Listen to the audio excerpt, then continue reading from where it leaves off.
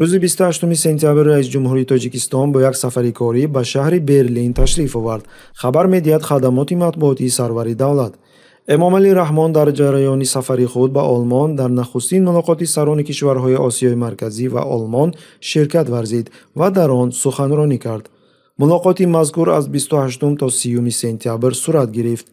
در این همایش مسئله‌های تحکیم همکاری‌های منطقوی و اقتصادی، اینچنین مسئله‌های همکاری که برای منطقه و آلمان مهمند، مورد بررسی قرار گرفتند.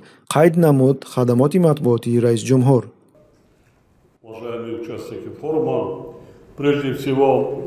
همچنین در انجمن اقتصادی کشورهای آسیای مرکزی و آلمان تمام پرزیدنت‌های کشورهای آسیای مرکزی شرکت داشتند.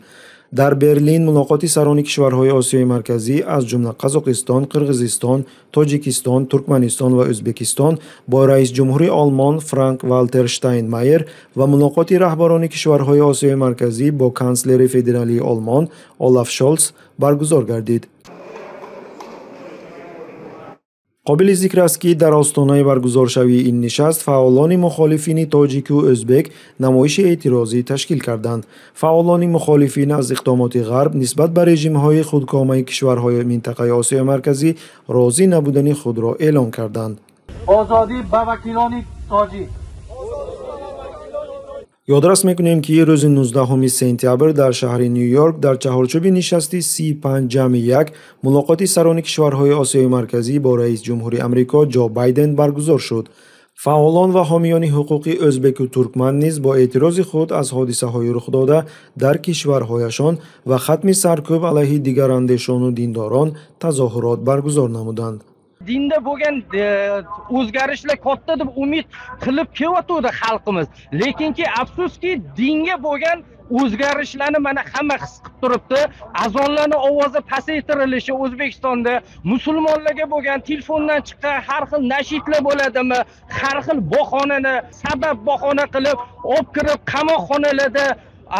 qamoqxonalarda qiynoqlarni qo'llanilyapti.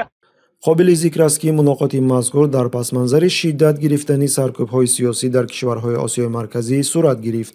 همین طور در اوایل ماه سپتامبر در ازبکستان مبارزه با حجاب، ریش و عموماً علیه هر گونه ظهورات اسلام دوباره آغاز گردید. ترکمنستان پیوسته در توجه سازمان‌های دفاع از حقوق بشر قرار دارد و واقعاً از لحاظ مقیاسی سرکوب‌های سیاسی در فهرست کشورهای یکروی پیش‌صف قرار دارد. در قرقیزستان رژیم جباروف مسجدها و رسانه‌های مستقل را زیر تعقیب قرار داد و پارلمان قانون درباره آگنت‌های خارجی را که از قانون‌های روسیه نسخه برداری کرده شده است بررسی می‌کند. در قزاقستان علاقه فهرست آگنت‌های خارجی نشر شده است که به آن رسانه‌های مستقل، روزنامه‌نگاران و فعالان شهروندی نیز شامل شدند.